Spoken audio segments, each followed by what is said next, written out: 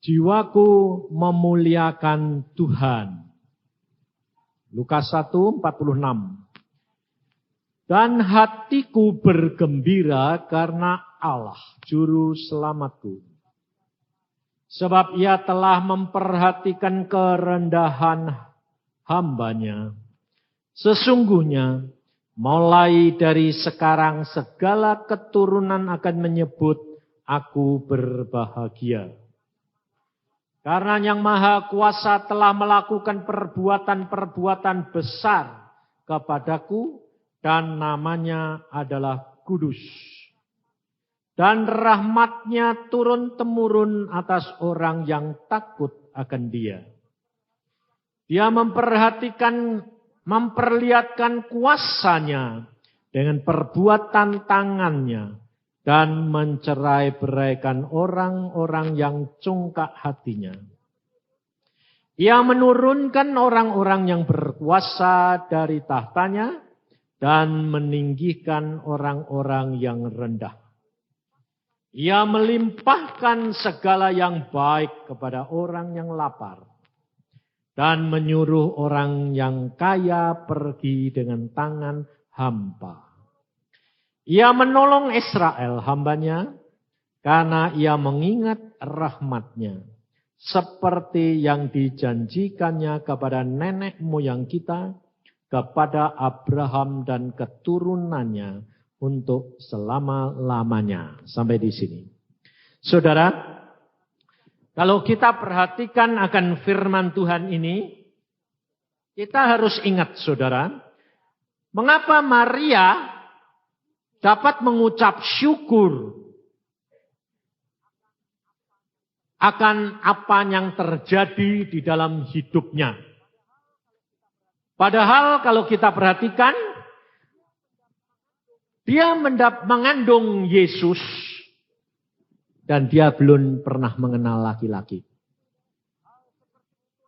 Hal seperti itu adalah satu hal yang aib bagi bangsa Israel maupun sampai sekarang di tempat ini. Maka dari itu saudara kita harus sadari untuk dapat mengucap syukur di dalam penderitaan, di dalam hinaan menurut pandangan masyarakat. Itu bukan hal yang gampang. Maka saya katakan, kalau saudara menjadi orang Kristen, saudara harus dapat menikmati apa yang diucapkan oleh Maria ini. Dia dapat menikmati karena dia mengalami. Maka dari itu kekristenan itu bukan sekedar cuma mengerti, tapi saudara harus mengalami. Karena kalau saudara tidak mengalami, saudara tidak akan dapat menikmati seluruh janjinya Tuhan. Maka banyak orang Kristen cuma sekedar masuk gereja, sekedar dibaptis, sekedar sudah merasa tentram sementara. Tentram sementara. Makanya tidak kaget saudara, kalau situasi ekonomi moneter zaman sekarang, orang Kristen banyak yang stres masuk rumah sakit. Kenapa? Karena mereka terikat oleh kekayaannya. Makanya Maria tadi mengatakan, orang kaya dibiarkan pergi dengan hampa. Tetapi dia menilik orang-orang yang rendah.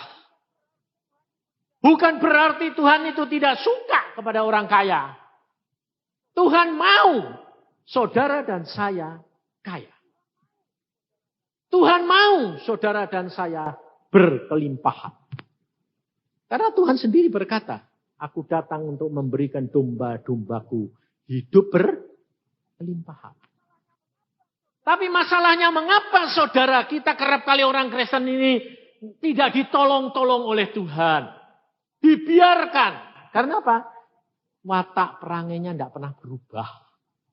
Kalau diberi tambah kaya, tambah lupa Tuhan. Contohnya saudara.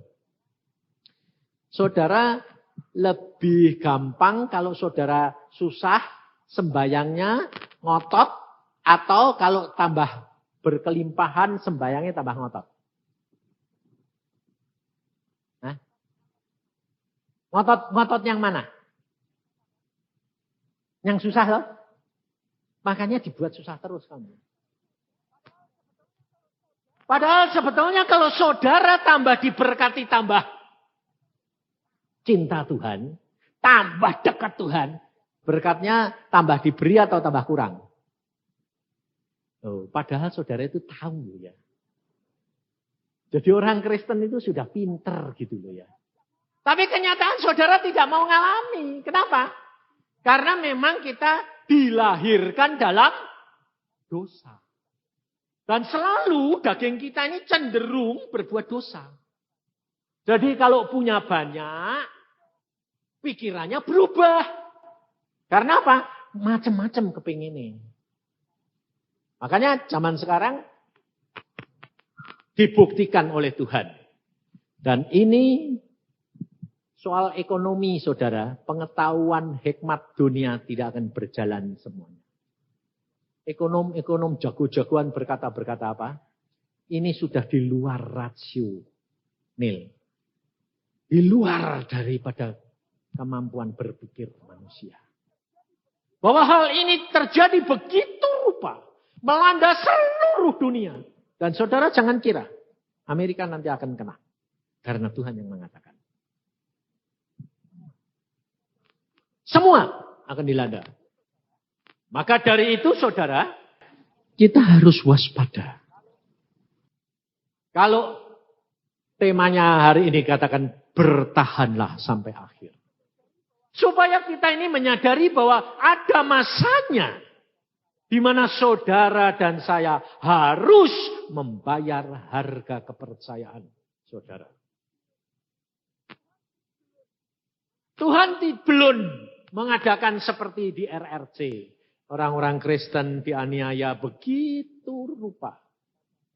Pada waktu saya membaca, saya bertanya kepada Tuhan, Tuhan, apakah hal itu melanda semua anak-anak Tuhan di dunia ini? Tuhan berkata, tergantung daripada anak-anak Tuhan. Kalau memang ditolong tidak mau, kalau mau tidak bisa berubah watak dan perangainya, dibaharui. Hal itu akan dibiarkan Tuhan. Karena apa? Alkitab di dalam kitab Daniel berkata bahwa pada akhir zaman akan diadakan penyaringan, pengujian, disaring, diuji terus-menerus. Jadi tidak, saudara mau atau tidak mau, saudara harus masuk. Tuhan berkata, hanya orang yang bertahan sampai ke akhir, dia yang selamat. Sebab Alkitab sudah mengatakan Tuhan Yesus sendiri berpesan, kalau tidak disingkatkan waktunya, tidak ada seorang pun yang selamat. Maka Alkitab berkata, berbahagialah orang yang pulang sekarang.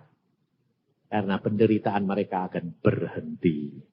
Tapi kenyataan saudara ini, hidup kekristenan saudara, saudara tidak pernah menghayati Alkitab. Karena apa ternyata? Banyak orang Kristen itu takut mati. Tidak mau cepat-cepat mati. Kepengennya panjang umur. Saya tadi barusan ditelepon seorang ibu. Pak, bapak, ibuku sakit. Di Surabaya, tolong doain Pak. Umurnya berapa? 68. Lalu saya bilang, kan sudah cukup. Loh betul enggak? Tapi dia bilang apa? Pak, saya kepengen ibu saya umur panjang. Lalu saya bilang begini. Sekarang ibumu sakit apa? Kanker. Oh, jadi sakit kanker minta umur panjang. Jadi nanti penuh dengan penderitaan. Kamu ini anak yang egois, saya bilang. Lalu dia berkata begini. Ya, karena selama hidup ibu saya ini belum menikmati kebahagiaan di dunia. Loh, Oh, jadi kamu mau membahagiakan ibumu. Dengan apa? Saya bilang, uangmu dibuang, dilikuidasi. Dengan apa? Saya bilang. Makan. Sekarang makan lemak-lemak jantung. Ayo, mau apa? Saya bilang. Suruh jalan-jalan. Udah enggak kuat. Karena sekarang dia sakit kanker. Apa coba? Karena kamu belum tahu bahwa hidup di dalam kekristenan itu adalah di surga, di dunia, dan sampai ke alam baka yang kekal. Ya Pak, kan kita belum tahu. Loh, jadi kamu jadi orang Kristen belum ngerti bahwa janjinya Tuhan itu ya dan amin. Ya Pak, tapi belum pernah ke surga sih. Nah itu saudara. Maka dari itu saya katakan, saya sudah pernah dibawa ke surga. Saya katakan, saya dibawa ke sana tidak mau balik, saudara. Pada waktu Tuhan berkata, balik. Aku bilang, Tuhan aku tidak mau balik. Enak di sini. Tuhan bilang, jasadmu, tubuhmu itu masih di gereja. Nanti kamu disangka mati. Tuhan bilang, begitu saya bilang, biarin. Pokoknya saya mau pulang sekarang. Ternyata kok enak di sini. Sesuai enggak sama Alkitab? Cocok apa yang dikatakan. Tapi saya katakan, bagaimana mereka bisa mengerti kalau udah ngalami? Lalu Tuhan berkata, sampaikan, beritakan. Mereka yang sungguh-sungguh, mereka akan menikmati. Maka pada waktu ibu saya pulang dari Australia, sakit dan sembuhkan Tuhan di rumah saya. Satu sore jam 3, Tuhan berkata pada saya, beritahukan kepada ibumu, suruh berdoa, suruh menyiapkan dirinya untuk nanti pulang. Saya anaknya, suruh memberitahu ibuku yang pada waktu itu baru umur 66. Mungkin saudara tidak sampai hati. Disangka makanya bab mamae cepat-cepat suruh mati. Tapi kalau saya tidak peduli saudara. Saya beritahukan, Mah, berdoa, siapkan diri, dan minta sama Tuhan, melihat rumahmu di surga. Tuh, bisa toh? Bisa. Kalau kamu tidak mau rugi.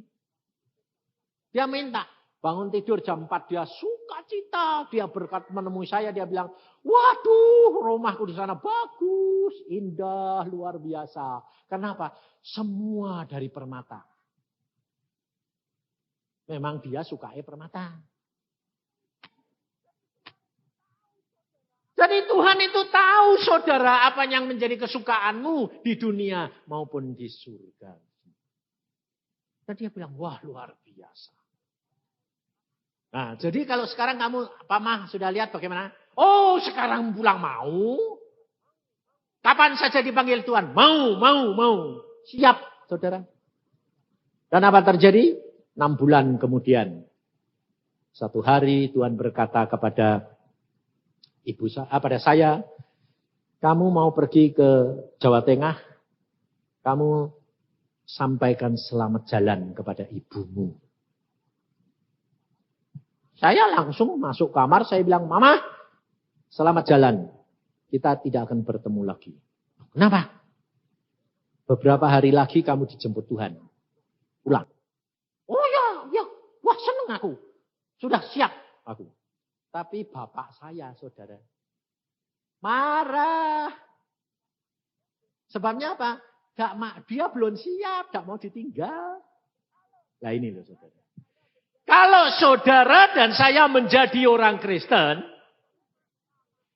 di dalam masa-masa yang tertentu, engkau akan menghadapi satu kenyataan, di situ kekristenanmu akan kelihatan. Engkau itu sungguh-sungguh percaya atau tidak.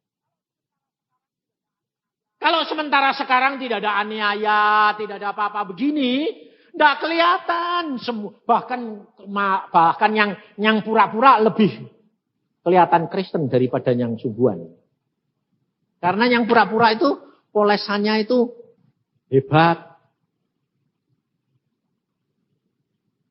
sumbangannya gede, ya toh, aktif, belum tentu. Tuhan tidak melihat itu, saudara. Tuhan Yesus pada waktu dia mau turun ke dalam dunia, mengapa dia milih Maria? Mengapa dia tidak milih di kerajaan? Tuhan tidak melihat kekayaanmu maupun harta bendamu maupun kegiatanmu. Tuhan melihat hatimu.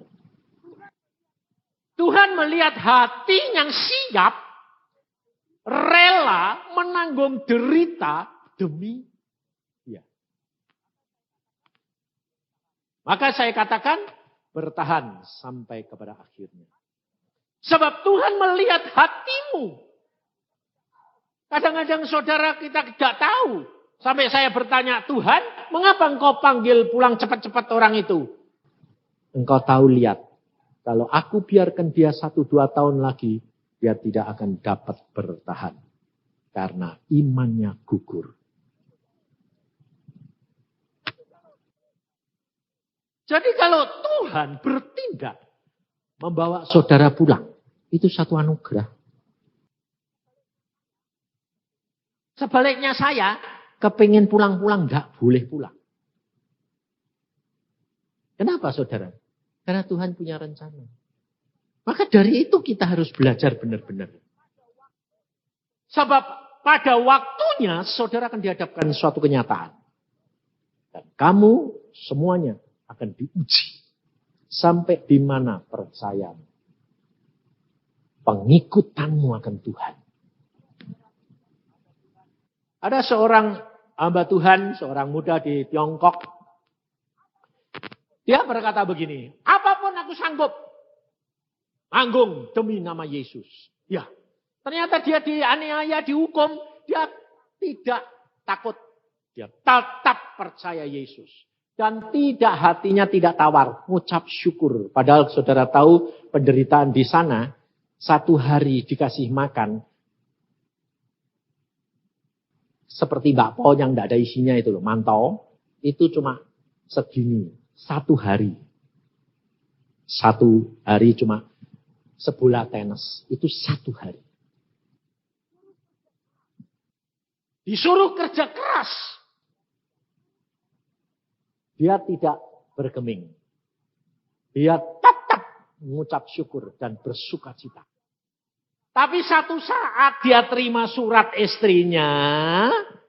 Bahwa istrinya minta cerai. Karena apa?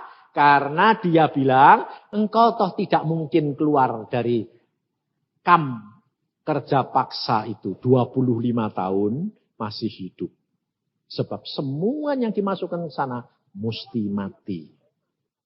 Pada waktu dia menerima surat minta cerai, gak kuat, saudara. Loh, penderita seperti apa kuat, tapi terima surat istrinya minta cerai, gak kuat.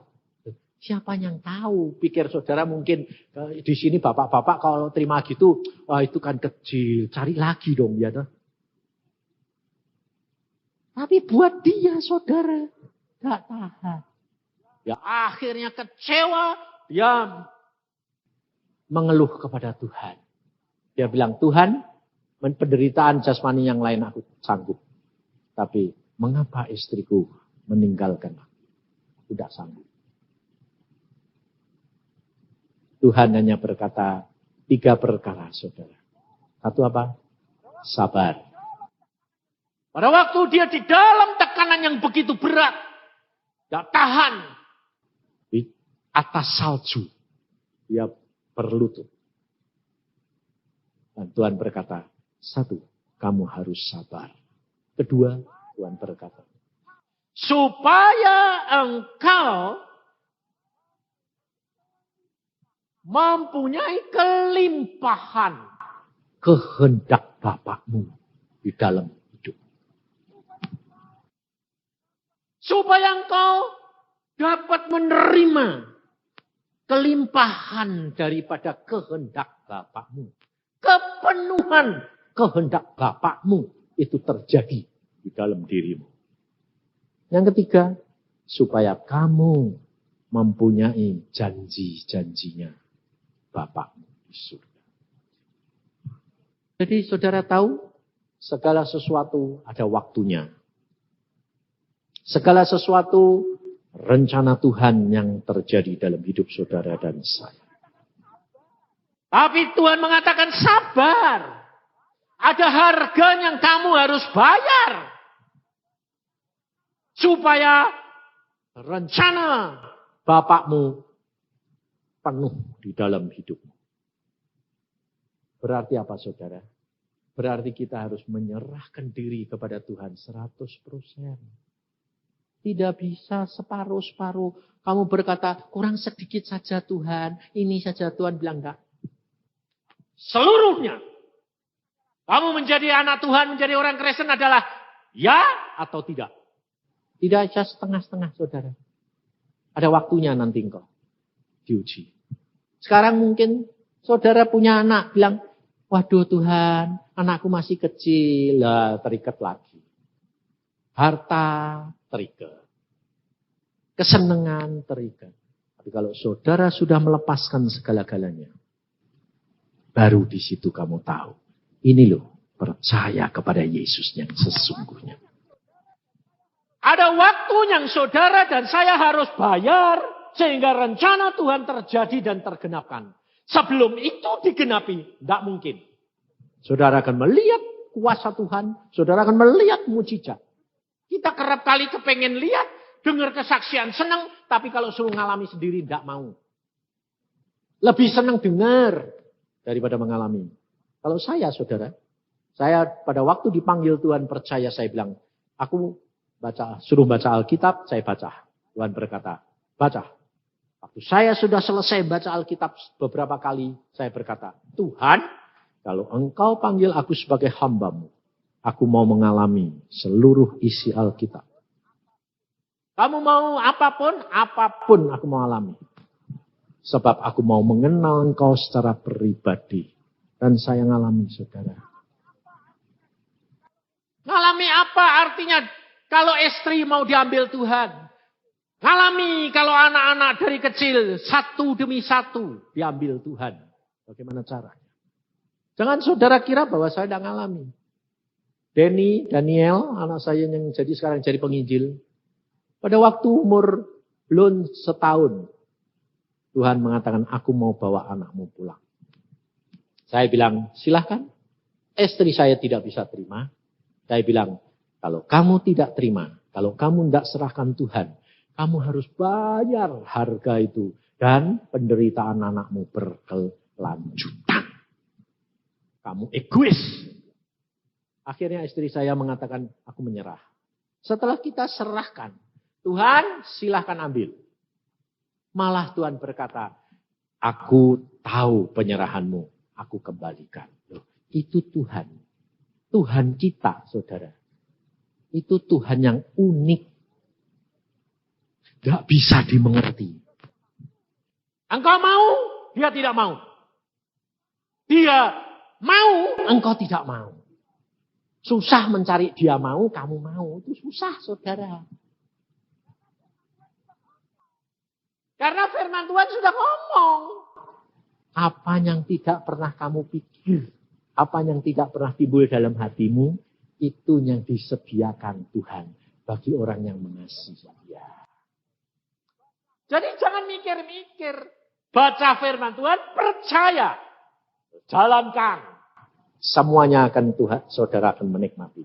Benar, saya nikmati. Anak saya perempuan satu-satunya pun pada waktu mau diambil Tuhan, saya berkata, silakan. Toh aku akhirnya nanti di surga ketemu, gak masalah, saya bilang. Suruh balik. Istri saya, dia mau diambil. Saya bilang, silakan. Adik saya dari Australia di sini. Pada waktu mau meninggal itu di Australia. Dia sudah berkata, yang aku lihat, ini aku kok sudah naik turun ke surga dunia. Aku sudah di awan-awan turun lagi. Ya, saya bilang itu kan tandanya kamu mau pulang. Nah terus ngucap syukur kalau sudah mau pulang. Lah kamu bagaimana? Itu urusannya Tuhan. Tuhan sanggup menjaga saya. Sebab Alkitab ngomong. Kalau kamu mengasihi istrimu lebih dari Tuhan tidak layak. menjadi muridnya Yesus. Ada harga, saudara. Ada waktu yang kau harus alami. Sampai pada waktunya Tuhan berkata, selesai, cukup. Demikian juga hamba Tuhan ini, saudara. Ya, setelah dia dengar firman Tuhan 3 perkara itu, dia berkata, baik Tuhan, aku bayar. Oke, lalu dia tulis surat kepada istrinya. Oke, kalau kamu tidak sanggup menantikan aku, silahkan tinggalkan aku. Dan aku setuju kamu ceraikan aku dan kamu kawin lagi. Boleh. Tapi dia merasakan damai sejahtera karena dia mengasihi Tuhannya lebih. Apa kalau sudah begitu cukup? Tidak. Jadi didik Tuhan terus dengan kesengsaraan yang luar biasa. Sehingga satu saat terjadi wabah penyakit. Penyakitnya itu aneh. Di mana terjadi peradangan, matanya sak bola tenis. Dua-dua. Panasnya 42, tak bisa turun, habis itu mati. Jadi beberapa hari mati. Saudara tahu, 1.300 tawanan yang sudah mati itu 1.050. Dalam waktu beberapa hari.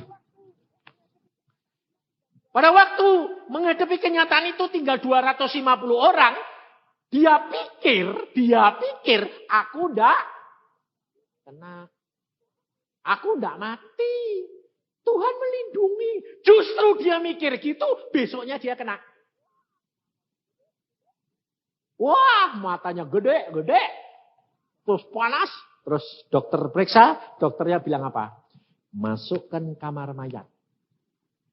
Karena berapa jam lagi mati. Jadi percuma. Sudah ini tidak bisa diobati. Masuk kamar mayat. Game. Akhirnya dimasukkan kamar mayat. Dia masih napas. Tapi bercampur dengan mayat-mayat yang belum dikubur. Karena dalam beberapa 1.300 itu 1.050 itu ngubur orang segitu itu gampang apa? Nah, dia di kamar mayat itu dia berdoa begini, saudara. Tuhan, tolong aku. Kalau engkau masih mau pakai. Kalau tidak apa-apa, pulang, rela. Apa terjadi? Langsung Tuhan, sudah engkau rela, sudah engkau bayar, engkau menyerah. Malaikat datang. Dia bilang, kok malaikatnya kok kayak dokter? Bawa kotak obat berupa salib di punggungnya. Lalu dia bilang, siapa yang namanya ini? Namanya dia disebut. Padahal sudah mati semua, tinggal dia. Malaikatnya ngomong, siapa yang namanya ini? Lalu dia bilang, saya. Loh, oh ya, kamu satu-satunya yang masih hidup. Oke. Ya, lalu dia diperiksa. Malaikatnya pakai stetoskop. Aku sampai baca, sampai kaget, sampai heran. Lu kok ada-ada weh. Jadi malaikatnya itu pakai stetoskop diperiksa gitu. Manggut-manggut. Terus dia lepasin, ngambil selang. Buka mulut. Jadi kayak dokter toh. Buka mulut. Buka. Dimasukin selang. Setelah dimasukin, ditiup sama malaikatnya. Waktu ditiup, hawanya itu panas semua. Dan dia sembuh saat itu. Dan pada waktu penglihatan hilang, malaikat berkata, sembuh. Hidup. Lalu malaikat pergi, dia sedang berlutut. Dan dia bilang, loh kok sembuh? Sudah tak panas lah. Langsung dia bangkit, dia buka pintu. Dia pertama kali cari siapa? Dokternya. Dia datang ke kamar dokter. Dokternya buka, lihat dia.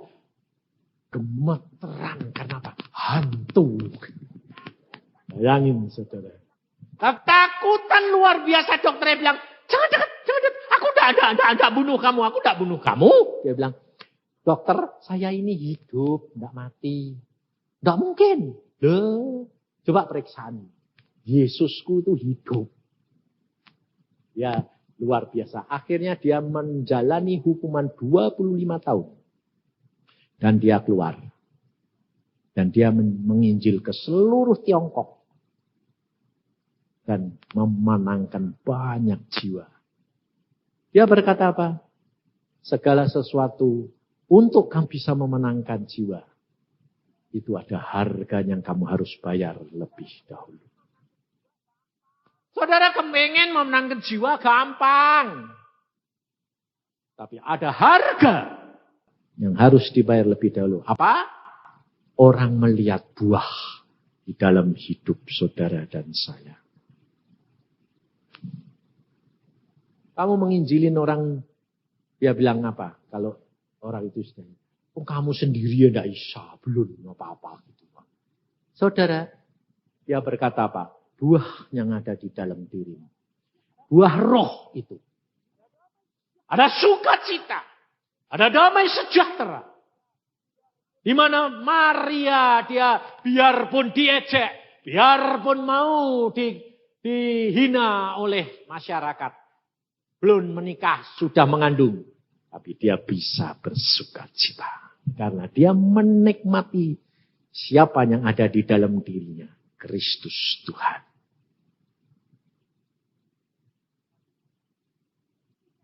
Ada satu hal lagi. Orang Israel menantikan Mesias.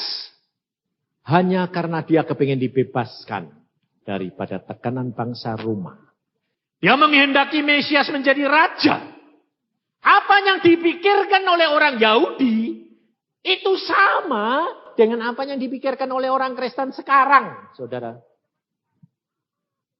Orang Kristen zaman sekarang sama dengan mereka. Memikirkannya Kristus. Aku percaya Yesus, aku minta diberkati, usahaku berhasil, segala sesuatu ditolong tanpa ada harga yang harus dibayar. Sehingga orang Kristen paling gampang, saudara. Apa-apa sedikit dalam nama Yesus. Diusirin semua. Menderita tidak mau. Sakit sedikit sudah ribut. Ya toh? Sakit, kalau saudara sakit sedikit. Kena ada apa-apa sudah. Waduh. Lain nengkingi hari-harian.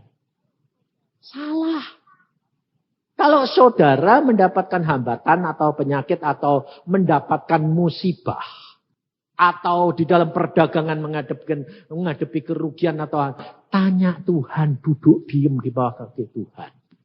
Katakan, Tuhan, apa maksudmu dengan segala perkara ini?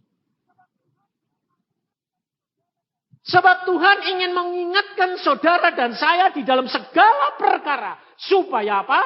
Supaya kekristenanmu teruji. Tidak mundur.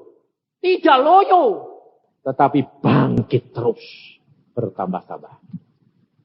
Maka Tuhan mengatakan, bangun pagi, sembahyang. Tapi kita kerap kali kalau dibangunkan pagi, maunya apa? Ngantuk Tuhan.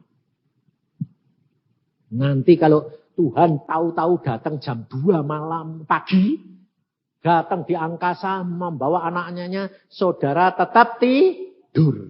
Tinggal nangis teriak-teriak, telat. Saya biasa dari puluhan tahun, tiap jam 5 mesti bangun dengan istri, anak-anak sembahyang. Sekarang saudara tahu, saya kalau dibangunkan tidak pernah jam 5. Jam 3, setengah 4, setengah 3. Bangun, berdoa, terus. Jangan dikira kalau sudah gitu, lalu saya banyak ditanya, Pak, kalau dibangunin jam 3 piye Pak? Ya bangun, sembahyang. Terus habis itu tidur. Loh. Saya bilang boleh. Kalau kamu sudah sembahyang sungguh-sungguh. Lalu kamu tanya Tuhan, Tuhan engkau mau bicara apa? Engkau mau melatih aku apa? Kalau sudah tidak omong apa-apa, kira-kira setengah jam ya sudah. Tidur lagi, tiduran. Tapi kerap kali kalau buat saya saudara, bablas terus. Terus jam setengah 3 dibangunin pun sampai jam 7 sembahyang terus. Dan tiap orang enggak sama saudara. Apa saudara lalu saya katakan, ayo kalau dibangunkan jam 3 sembahyang terus sampai jam 7. Seperti saya.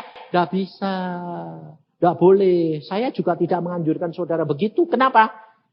Tiap orang tuh kekuatannya lain. Saya sama istri saya beda. Istri saya kalau bangun, saya bangun. Istri saya turut bangun, sembahyang, dia sebentar. 5 menit, 10 menit. Habis itu, blek, sudah tidur. Saya masih sembahyang, dia tidur. Kenapa? Saya tanya, loh Tuhan kok dia tidur? Istrimu memang bukan orang sembahyang, orang memuji. Oh ya. Jadi, bagian istri saya adalah orang pujian. Kalau pujian dia kuat, 1 jam, kuat. Kalau saya suruh muji, seberapa jam enggak bisa. Sebabnya apa? Memang enggak bisa nyanyi saya. Saya bisa turut nyanyi, tapi kalau musik main, saya suruh masuk. Salah. Nah, orang itu punya bagian sendiri. Tuhan tidak nuntut saya suruh pujian kayak istri saya. Tapi istri saya pun tidak dituntut Tuhan untuk sembahyang seperti saya. Tapi dengan ada 2, pujian dan penyembahan, klop dah. Klop. Saya kurang dibayar istri saya, dia kurang dibayar saya. Makanya suami istri itu pasti klop. Padahal kalau dilihat secara dunia, enggak klop. Saya keras hati, disiplin. Istri saya lemah lembut, ngaret. Ayo. Tapi klop. Kalau saya itu disiplin terus keras, enggak ada yang ngerem. Kalau istri saya dapat orang yang seperti dia, lambat terus. Ketinggalan terus, enggak masuk surga. Tapi kalau saya, kelewatan. Kecepatan mendahului Tuhan. Direm. Ini indahnya. Makanya jodoh itu kalau dikasih Tuhan itu indah, saudara. Saya dulu ketemu istri saya, ya saya enggak mau. Bukan selera. Enggak cocok. Tapi Tuhan bilang, itu cocok. Sekarang saya barusan tahu. Setelah saya alami berpuluh-puluh tahun, saya bilang itu paling cocok buat saya. Karena dulu dia kerempeng, saya kepengen orang yang gitar. Ternyata setelah kawin sama saya, benar-benar gitar. Dan bukan gitar tok, gitar bass sekarang. Jadi komplit. Jadi apa yang saya kepengen dapat ditambahi sama Tuhan. Nah, dia sendiri dulu berkata, kapan suamiku bisa berubah, bisa mengerti aku, bisa sabar, bisa mau nunggu saya. Saya keras, saudara. Saya kalau sudah janji mau pergi pesta, jam berapa? Jam 12? Oke, jam 12 tit, belum ada. Saya sudah ke mobil, sudah tak starter, dia ada. Saya masuk kamar, buka-buka, tidur. Itu dulu. Tapi setelah diubah oleh Tuhan, tak tunggu, sudah tak starter. Tunggu jam 12 belum ada, 10 menit belum ada tambahan. Saya masuk lagi, bukan mau tidur, tapi tanya, loh yang sudah 10 menit lebih kok masih ada. Dia bilang apa? Tunggu sebentar, belum selesai. Bisa, saudara. Bisa, karena apa? Ini loh, karena Tuhan yang menjadikan membaharui. Watak itu susah, saudara, untuk diubah. Watak itu diubah, tidak bisa. Dibaharui bisa. Karena kekristenan itu adalah ciptaan yang baru. Dihancurkan, kemudian dibentuk baru. Bukan dari lama dipoles-poles. Enggak. Aslinya tetap ada. Yang keras ya keras. Lalu kalau saya itu dasarnya keras. Lalu emosional. Lalu kalau sekarang mobil saya ditabrak orang lalu bilang, enggak apa-apa kok enak. Kalau saya di mobil saya ditabrak, saya naik dong. Saya bilang, ngawur, saya bilang. Tapi cuma sekedar sampai di situ, lalu Tuhan bilang, tidakkah kamu rela? Oh ya, ya sudah. Ini loh saudara. Sebab kekristenan itu seperti mutiara yang indah. Kerajaan surga itu seperti mutiara yang indah. Saudara dan saya itu seperti mutiara. Mutiara itu isinya dalam apa? Apa coba? Mutiara itu isinya dalam apa? Apa ya? Mengkilap, bagus. Dalamnya apa? Kerikil. Batu. Nah, saudara itu isinya apa? Dosa, tanah liat. Ya toh? Tukang ngomel, tukang gerutu, tukang nyalain orang, ngakimi orang, tukang lihat orang, iri hati, segala macam. Tapi kalau di dalam Yesus dibungkus dengan sifat dan perangai Yesus, jadi mutiara. Disenangi orang, dicari orang, tapi coba dibelah dalamnya. Tetap batu. Engkau kelihatan kekristenan sifat Yesus, amin. Tapi kalau Yesusnya pergi, jadi apa? Batu, tanah liat, dosa. Maka dari itu saudara, Tuhan berkata apa? Bertahan sampai ke akhir. Mengapa? Supaya engkau tiap hari dibungkus dengan sifat dan perangainya Yesus. Firman. Setiap hari berdoa supaya Roh Kudus mengarahkan kamu. Karena tanpa Roh Kudus engkau tidak dapat diarahkan dan mengerti firman Tuhan. Firman Tuhan hanya dapat dimengerti oleh siapa? Oleh Roh Kudus. Maka dari itu saudara, sabar. Di dalam penderitaan, di dalam masalahmu engkau hadapi bersama dengan Tuhan. Dan kamu katakan supaya rencanamu terjadi. Makanya saya ajarkan. Doa. Apa? Paksakan rencanamu dalam hidupmu. Sebab kita tahu. Kalau kita dikasih tahu rencananya sama Tuhan. Tidak bakal bisa menggenapi. Tapi kalau engkau minta pimpinan Roh Kudus. Paksakan rencanamu dalam hidupku. Pasti terjadi. Kenapa saya katakan itu? Karena saya diajari Tuhan Yesus. Saya selalu dulu berkata, Tuhan kehendakmu jadi. Tuhan kehendakmu jadi. Tuhan Yesus bilang, kamu apakah bisa seperti aku? Aku tidak berdosa. Dagingmu itu muncul terus kepingin berbuat dosa. Kalau engkau tidak minta Tuhanmu yang turun tangan. Memaksa engkau. Susah. Kenapa Tuhan? Sebab iblis menuntut. Iblis berkata begini. Mengapa engkau paksa dia? Tapi kalau kamu yang minta. Iblis menuntut. Mengapa Allah engkau paksa manusia? Bukankah dia punya hak untuk memilih sendiri? Tuhan jawabannya apa? Hambaku yang minta. Nah, iblisnya tidak bisa apa-apa. Oh, ya sudah, paksakan. Kalau engkau sudah menjalankan semua, maka rencana Tuhan, janji-janji Tuhan dapat tergenapkan di dalam hidup kita. Janji Tuhan tidak akan saudara alami tanpa engkau masuk dalam rencana Dia. Karena janji Dia dapat digenapi kalau saudara ada di dalam rencana Dia. Saudara tahu, hidupmu bukan milikmu. Hidupmu sudah dibeli oleh Yesus. Dan kau bukan milikmu lagi, tapi milik Dia. Amin. Mari kita berdoa.